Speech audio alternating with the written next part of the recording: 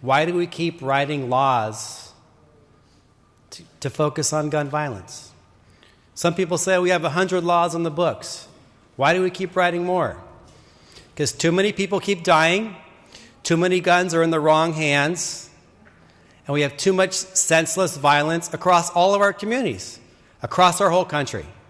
And the federal government is not stepping up. Our states aren't stepping up, our neighboring states. So California needs to continue to lead by example. We cannot stop. We will never stop. We will never stop bringing up these measures when we can go after and protect lives. Research shows that California's laws on guns work compared to other states that don't have them.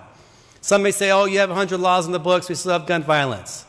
What if we rescinded all those laws today? Will there be more or less gun violence next year? We know the answer. We have an epidemic in our society, in our country, and we need to continue to act. This is not normal. Across the globe, it's not normal. It's not mental illness. Every other country has the same levels of mental illness. They don't have what we have. This proliferation of easy access of firearms and too much death.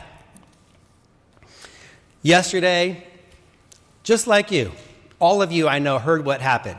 Your heart sank. My heart sank. My heart skipped a beat. We moved on. Maybe it's because we have to cope. We have to deal with other stuff. Your heart skipped a beat. I know it did. And then we moved on. Our country moved on. We all moved on. When will we stop moving on? When's enough enough? How many more classrooms do we have to see of people gone forever? And some of you say, oh, well, that bill today is not going to change what happened. No. This is all part of a bigger package and a bigger conversation.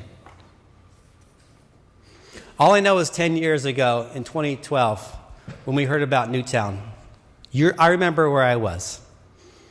I had to drive my kids to school that day who were preschoolers. That day, the community asked me, Kevin, I know you're into this issue and stopping gun violence. Can you bring some shoes to a vigil? I had to bring 20 sets of my kids' shoes to honor those 20 kids who had died. And I remember driving my kids to school right down the street here. I didn't really tell them what happened, but I'll never forget that feeling. I know today I drove my same kids to school.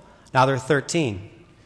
They started asking, why do people have AR-15 weapons for the war that my colleague from Fresno used on the battlefield, my colleague from San Diego used in the Vietnam War? Why are they used in our streets? I did not have an answer. You know why I couldn't tell them this morning, which makes me absolutely want to crumble on the ground? You know why it took so long to tell the parents?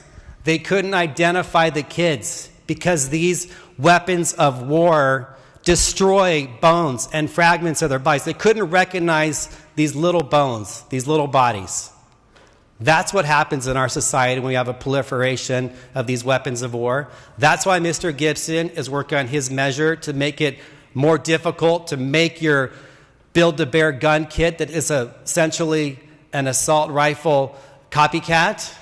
That's why we need to keep at it. That's why I stand up and support this measure, other measures to expand background checks, and other bills we're hearing today, because we can never stop on this topic. And thank you for your attention, and thank you for your work, Mr. Gibson.